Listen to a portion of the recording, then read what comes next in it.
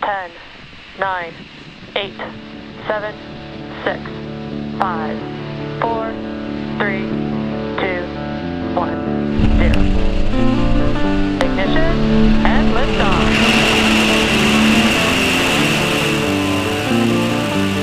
One DJ refresh phone. Vehicles reaching downrange.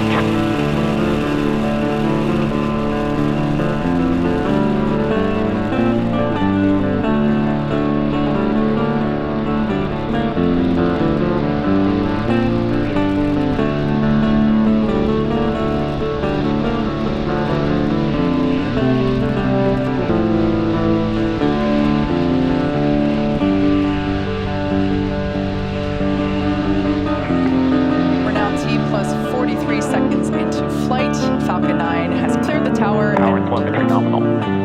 We're currently throttling down those N1D engines in preparation for max Q, which we're expecting at T plus 1 minute and 12 seconds.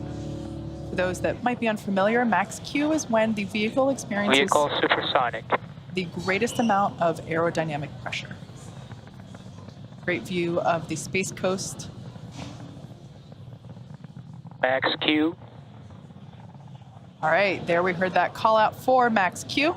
Everything remaining nominal with stage 1 trajectory. We have 5 events coming up in quick succession, starting with MECO, or main engine cutoff. We just heard the call for MVAC chill, meaning the second stage is now preparing for its ignition. As I said, we start with MECO, stage separation, and SES1, or second engine start 1, followed by stage 1 flip and boost back burn. As the name suggests, main engine cutoff, beautiful view there from Falcon 9 of those, the plume from the main engines. We're gonna shut those down and shortly thereafter separate the first and second stages. Second stage will continue its journey onto orbit. And the first stage is going to, as I mentioned before, make its return back to landing zone 1.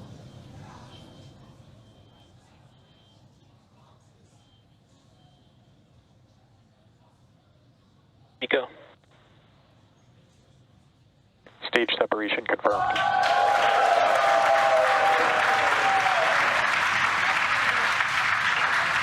And back ignition.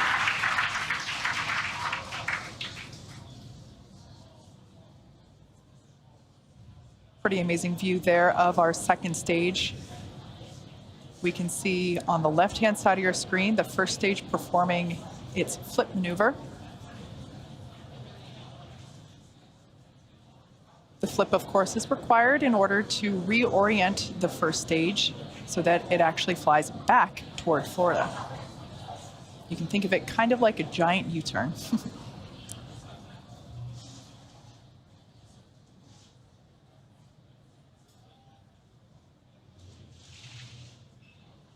Everything continues to look nominal with the second stage. Beautiful glow from the MVAC engine there on the right-hand side of your screen. Stage 1 boost back shutdown. All right, that boost back burn has concluded. That is the first of 3 burns that the first stage will perform today.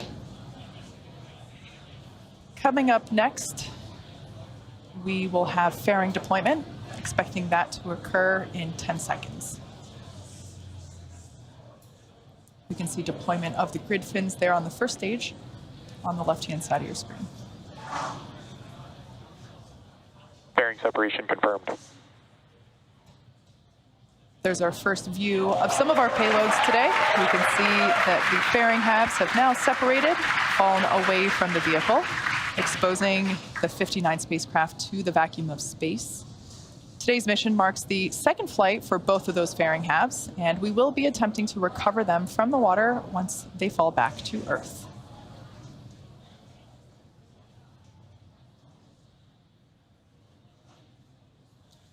We're currently in the first of 2 MVAC burns planned for today.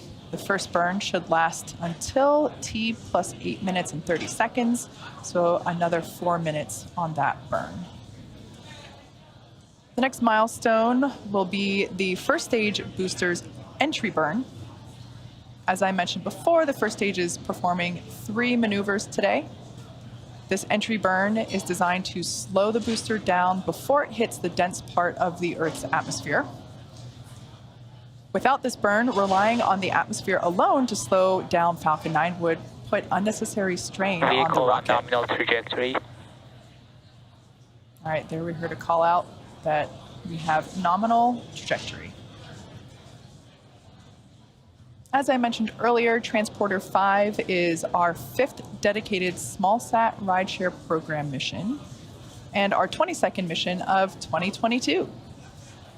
SpaceX is targeting at least 3 dedicated rideshare flights to sun-synchronous orbit per year, and we also offer opportunities for a ride to orbit on our Starlink missions, which launch every couple of weeks. Small sats can ride to space on SpaceX's Falcon 9, Falcon Heavy, and Starship in the not-too-distant future. We're about 1 minute away from that entry burn. As you can see on the left-hand side of your screen, we have deployed the grid fins. Falcon 9 has 4 of those hypersonic grid fins positioned near the top of the first stage, and it's using nothing but those grid fins for steering as it makes its return to Earth. That is, at least until we light the center engine for landing. You also might notice some white puffs here and there. Those are cold nitrogen gas bursts, which help with attitude control.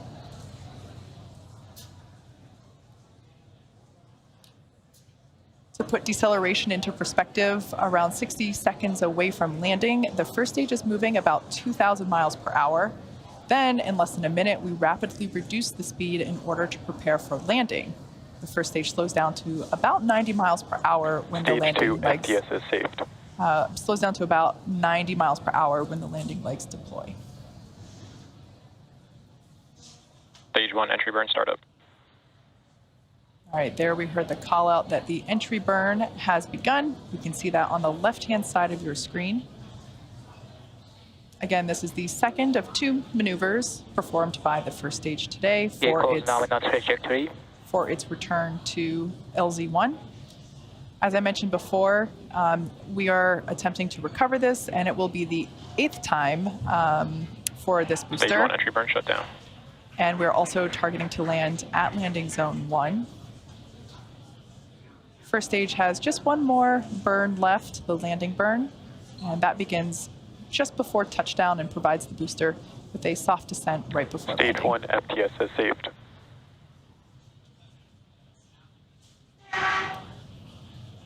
Once we get through the clouds, you should have a pretty clear view of the Space Coast with LZ1, which is our targeted destination. Falcon 9 has 4 landing legs made of carbon fiber with aluminum honeycomb. Terminal guidance. They are placed... Stage 1 transonic.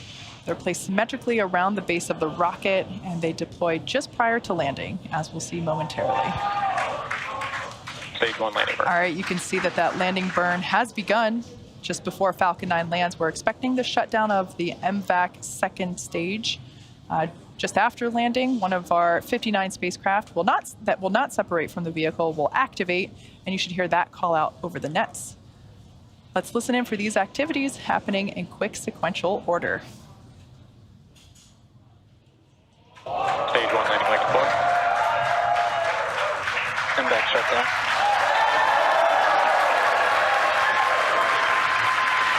Stage 1 landing confirmed.